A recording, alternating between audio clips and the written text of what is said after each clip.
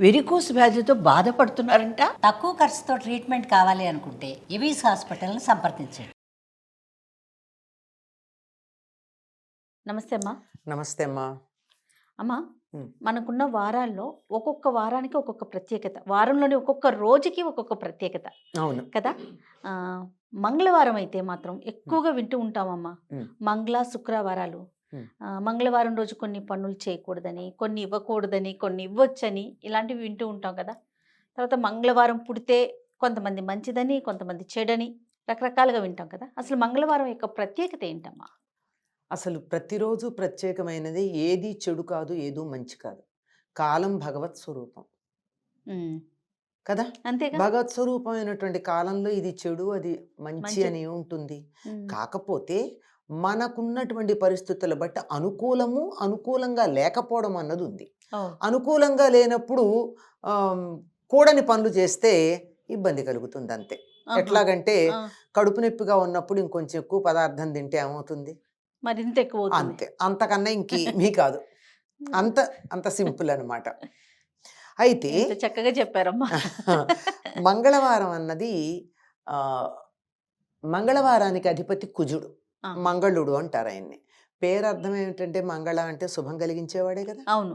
సూర్యోదయ సమయానికి ఏ హోర ఉంటే ఆ రోజుకి ఆ వారం అని పేరు చెప్తాం. కుజ హోర ఉంటుంది సూర్యోదయ సమయానికి, అందుకని దాన్ని మంగళవారం అన్నాం. మరి కుజవారం అని అంటలేదు మనం, మంగళవారమే అంటున్నాం. శుభప్రదుడైనటువంటి వాడు మంగళవారం. ఈ కుజగ్రహానికి ఆధిపత్యం వహించేటటువంటిది గౌరీదేవి. అందుకని మంగళవారం నాడు అమ్మవారి పూజలు చేసుకుంటారు. కారణం ఏమిటంటే ఆవిడేని పూజించే ఆ మంగళగౌరి వ్రతం మంగళగౌరి పూజ చేసిన తర్వాతే కుజగ్రహానికి, కుజుడికి ఆ గ్రహం మీద ఆధిపత్యం వచ్చింది. అందుకే ఆయన మంగళుడు అన్నారు, శుభప్రదుడనే అర్థం. అయితే శుభప్రదుడు అన్నారు కదా అని చెప్పి ఆయన లక్షణానికి వ్యతిరేకంగా మనం ప్రయత్నం చేస్తే, మంచివాడు కదా అని 4 సార్లు ముట్టామనుకోండి, ఏం చేస్తాడు? కనీసం చేత్తో అన్న ఇట్లా అంటాడు. అంతే కదా, అది లెక్క. అయితే ఈయన కుజుడు అంటే భూదేవికి కుమారుడు కనుక భూమి మీద ఉన్నటువంటి వాళ్ళ మీద కుజగ్రహం యొక్క ప్రభావం ఎక్కువ ఉంటుంది.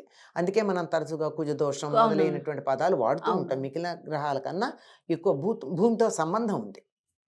అయితే మన శరీరంలో కుజుడు రక్తము అనబడేటటువంటి ధాతువు మీద ఆధిపత్యం వహించుంటాడు. మనకి దేనికైనా సరే ఇమోషన్స్కి రక్తమే కారణం. వాడు తొందరగా పలక్కపోతే ఏమంటామండి? కోల్డ్ బ్లడెడ్ అంటాం కదా. ఆవేశం వస్తే నా రక్తం ఉడికిపోతోంది అంటాం.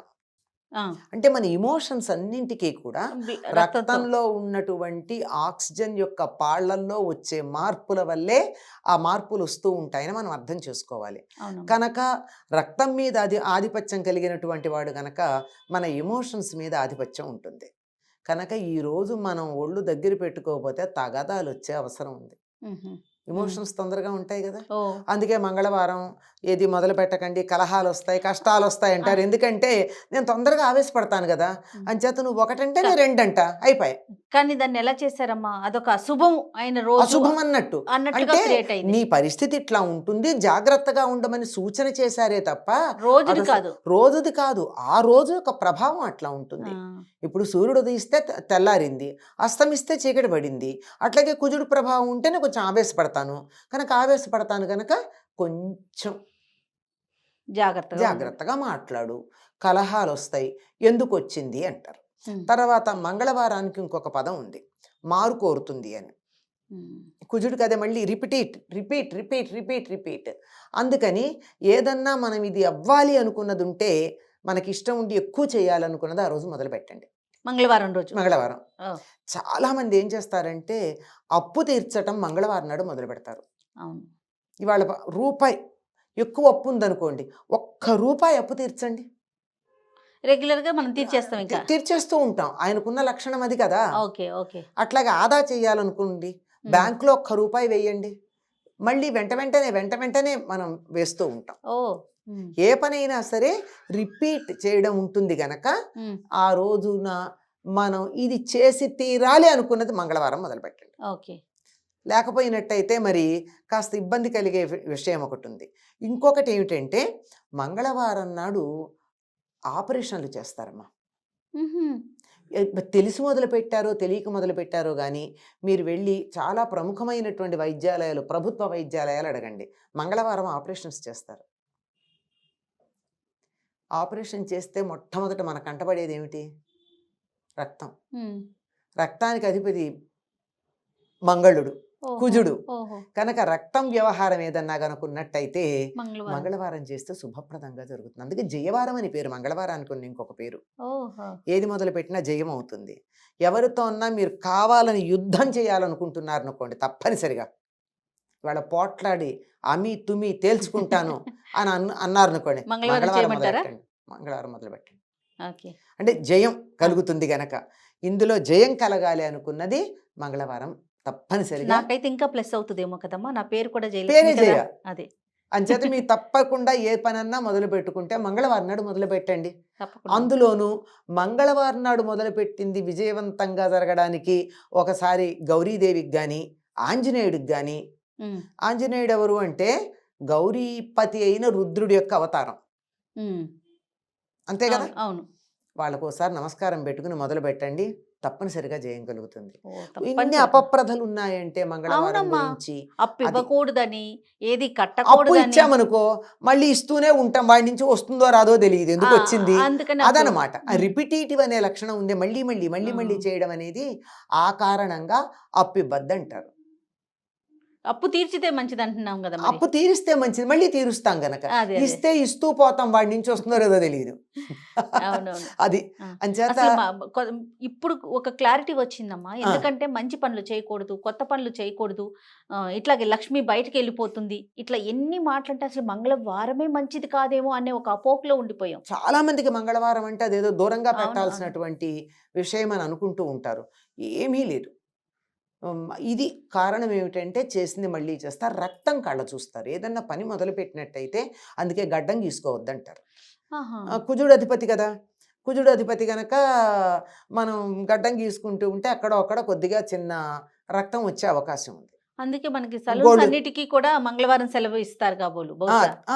ఇస్తారు. అందుకే తర్వాత గోల్డ్ తీసుకోవడం, అంటే కత్తిని ఒంటి మీద పెట్టి చేసే పనులు మనం చేసుకునేవి చేయరు, కానీ ఆపరేషన్లు ఆ రోజే చేస్తారు, సక్సెస్ అవుతాయి. చూడండి అమ్మా ఎంత లాజిక్. అంటే ఆ రోజు చేస్తారన్నది వాళ్ళకి తెలిసి పెట్టలేదమ్మా. ఆహా. అది అలా ఒక్కడి యూనివర్స్లో ఒక శక్తి ఉంటుంది. ఒక మంచి పని జరగాలంటే నా బుద్ధికి ఒక ప్రేరణ కలిగి జరుగుతూ ఉంటుంది. అది నేనేమి పెద్ద నా తెలివితేటలు కాదు, అక్కడ ఉమ్. అక్కడ ఉన్నటువంటిది ఆ విశ్వ ప్రణాళికలో భాగం. అలా ఏర్పాటైంది తప్ప ఎవరో పెద్ద ఆలోచించి చేశారని నేనైతే అనుకోను, లేదా ఎవరన్నా చేశారేమో కూడా తెలియదు నాకు. ఉమ్.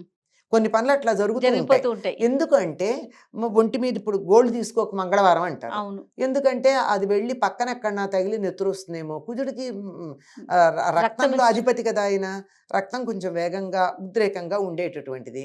అంచేత గాయాలు అవుతాయో, గోల్డ్ తీసుకోకండి, జుట్టు కత్తిరించుకోకండి, గడ్డం చేసుకోకండి, ఇట్లాంటి మాటలు కత్తులు. మంగళవారం ఆడపిల్లల్ని పుట్టింటి నుంచి పంపించకపోవటం, ప్రయాణాలు చేయకూడదు, ఇలాంటివి కూడా వింటాం కదా. ఉన్నాయమ్మా. ఎందుకంటే పుట్టింటి నుంచి మంగళవారం నాడు అమ్మాయిని పంపించామనుకో, వచ్చినప్పుడల్లా పంపించేస్తూ ఉంటాం, అలా ఉండకూడదు అని. అంటే ఈ రోజుల్లో కాదు, పూర్వకాలంలో అయితే అసలు ఆడపిల్ల అత్తవారింటికి రావడమే చాలా తక్కువ. 100 మంది అనుమతి తీసుకురావాలి కదా. మనకు పాట కూడా ఉంది, ఆ కలవారి కోడలు కలికి కామాక్షి కడుగుతున్నది పప్పు కడవలో పోసి అప్పుడే వచ్చాను ఆమె పెద్దన్న, కాళ్లకు నీళ్ళు ఇచ్చే కానీ నీళ్లు నింపి అని చెప్తూ ఉంటారు కదా. ఆవిడ ఎంతమంది అనుమతి తీసుకుంది పుట్టింటికి వెళ్ళడానికి? అత్తవారింట్లో అనుమతి తీసుకుని వెళ్ళాలి. ఇదంతా తీరా వెళ్ళాక ప్రయాణ సౌకర్యాలు ఇప్పుడు ఉన్నట్టుగా లేని రోజులు. అంచేత ఎందుకు వస్తుంది పుట్టింటికి? 100 సార్లు పుట్టింటికి వచ్చిందన్నా సమస్యే, పుట్టింటి నుంచి పంపించడం అన్నా ఏదో ప్రాబ్లం ఉంది. అంతే. అందుకని ఆ మంగళవారం నాడు పంపించకూడదు అని అంటారు, అంతే. అంతకన్నా ఇంకేం లేదమ్మా. ప్రయాణాలు కూడా ఎందుకంటారంటే కుజుడు కొద్దిగా తగాదాలు పెట్టి ఇబ్బందులు కలిగించే లక్షణం కలిగిన వాడు గనక వీలైతే వద్దనంతే. అవసరమైతే ఏం సమస్య ఏం లేదమ్మా. రైట్ అమ్మా. చాలా విషయాలను నివృత్తి చేశారమ్మా. నమస్తే. నమస్తే అమ్మా.